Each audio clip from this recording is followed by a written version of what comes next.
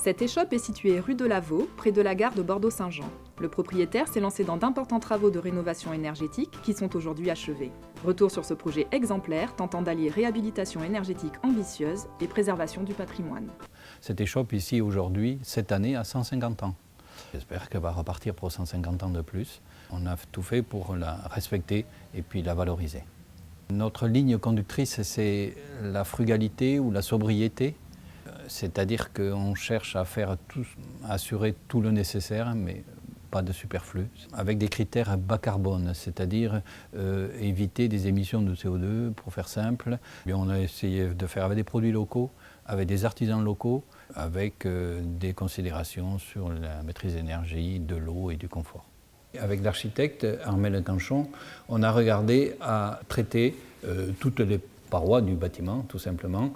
Et donc, quand je parle des parois, c'est donc les murs, isolés par l'intérieur côté rue, par l'extérieur côté jardin. La toiture, isolée avec une couche plus de 30 cm de laine de bois, avec une certaine inertie. Je dis au passage que cette toiture, elle a été obligée de la renforcer pour supporter le poids de cette isolation. Le plancher, ne pas oublier le plancher. Et là, on a mis en œuvre des solutions un petit peu innovantes. Sous chape flottante, par exemple, on a mis un produit d'isolation sous vide qui permet de ne pas perdre trop de hauteur.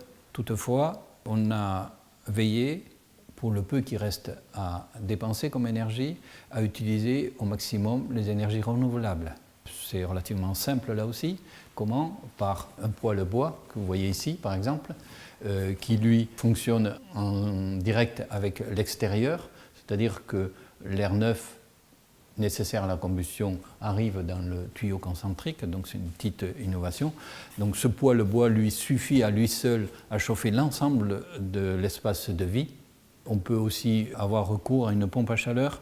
Ici, vous avez une unité intérieure qui permet de chauffer de façon aérolique tout le volume très rapidement. Le chauffage, c'est une chose, l'eau chaude sanitaire, c'en est une autre. Donc là, pour le coup, on a là aussi utilisé des chauffe-eau thermodynamiques, c'est-à-dire ce sont des petites pompes à chaleur qui produisent l'eau chaude sanitaire, qui divisent par 3 ou 4 les consommations d'eau chaude sanitaire, c'est pas rien. Pour terminer sur les énergies renouvelables, on a mis en œuvre un capteur solaire photovoltaïque, c'est-à-dire qu'il fait 1,7 m² précisément. Il se trouve dans le jardin. Ce capteur solaire produit de l'électricité. Cette électricité, nous, on se sert, on la consomme. Et comme on a décidé de ne pas la stocker, quand on en produit trop par rapport à ce qu'on dépense, eh bien, ça va sur le réseau, ça se déduit de notre consommation à nous. Pour le jardin, on a créé une citerne de 3600 litres d'eau, de récupération d'eau de pluie, et qui permet d'assurer l'été tranquillement l'arrosage du jardin. Ça fait que 3 mois que nous sommes là. Donc on n'a pas connu les conditions d'hiver, mais toujours est-il que cet été, on a déjà commencé à subir des canicules assez importantes pendant quelques jours, à 32 degrés à l'ombre sous la terrasse. Ici, on mesurait 25-26 pendant qu'il y avait 31-32 à l'extérieur. Donc vous voyez que cette bonne isolation, la laine de bois entre autres, et puis la protection et la ventilation nocturne, ce sont des moyens très intéressants pour facilement assurer un confort. Du point de vue économique, ce projet a bénéficié évidemment des aides nationales que sont les certificats d'économie d'énergie, la TVA à 5,5 ou les crédits d'impôt.